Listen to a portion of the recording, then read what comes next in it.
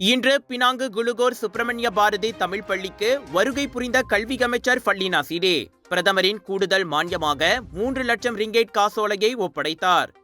இப்பள்ளியின் கூடுதல் கட்டிட நிர்மாணிப்பு திட்டத்திற்கு ஆதரவாக பிரதமர் இந்த தொகையை வழங்கியிருக்கின்றார்.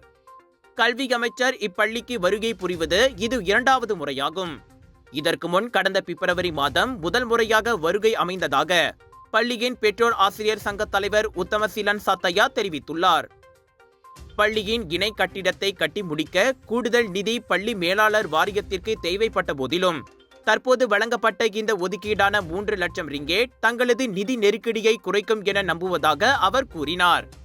இந்த உதவிக்கு பள்ளி மேலாளர் வாரியம் மற்றும் பெற்றோர் ஆசிரியர் சங்கம் நன்றியை தெரிவித்துக் கொள்வதாகவும் அவர் தெரிவித்தார்.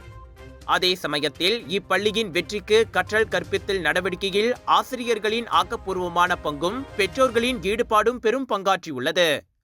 இந்த ஒத்துழைப்பின் மூலம் மாணவர்களுக்கு நன்மையை கொடுக்கக்கூடிய புதிய கட்டிடம் விரைவில் கட்டப்படும் என அவர் நம்பிக்கை தெரிவித்தார்.